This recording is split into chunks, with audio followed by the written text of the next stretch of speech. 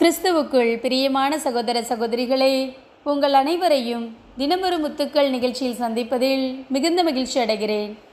சிலுவை சுமப்போம், சீடராய் வாழ்வோம்.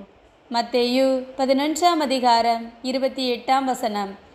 பெருஞ்சுமை சுமந்து சோர்ந்திருப்பவர்களே, எல்லோரும் என்னிடம் வாருங்கள், நான் உங்களுக்கு இளைப்பாறுதல் தருவேன். பிரியமானவர்களே, இயேசுவின் இந்த வார்த்தைதான் கிறிஸ்தவ உலகில் அதிகமாக பயன்படுத்தப்பட்டிருக்கக்கூடும். இதில் துயருறும் மனிதர்களை எவ்வித பாகுபாடுமின்றி தம்மிடம் வருமாறும் தாம் வழங்கும் இளைப்பாறுதலில் விடுதலை அடைந்து மகிழுமாறும் இயேசு அழைக்கிறார்.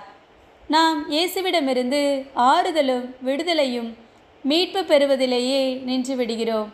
என் பின்னே வாருங்கள், நான் உங்களை மனிதரை பிடிப்பவராக்குவேன் என்று கூறி நம்மை சீடராக அழைக்கிறார்.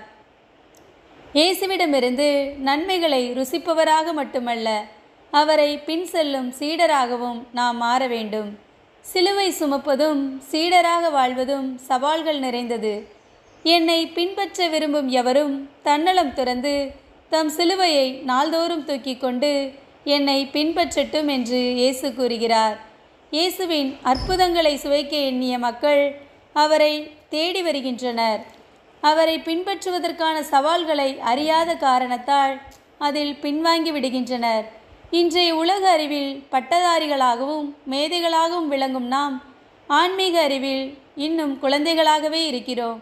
இந்நிலை மாறி நாம் சீடராய் மாறுவதற்கும் சிலுவையை சுமப்பதற்கும் தயாராக இருக்க வேண்டும். சிலுவையை சுமக்க வேண்டுமென்றால் முதலில் தன்னலம் துறக்க வேண்டும். நான் எனது என்ற தன்னலம் துறந்து அன்பு என்ற பொதுநலம் காக்க வேண்டும்.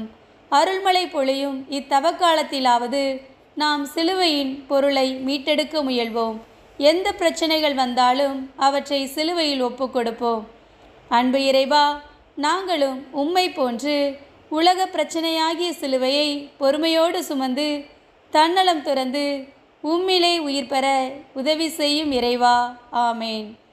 சிலுவை சுமப்போம், இயேசுவின் சீடராய் வாழ்வோம்.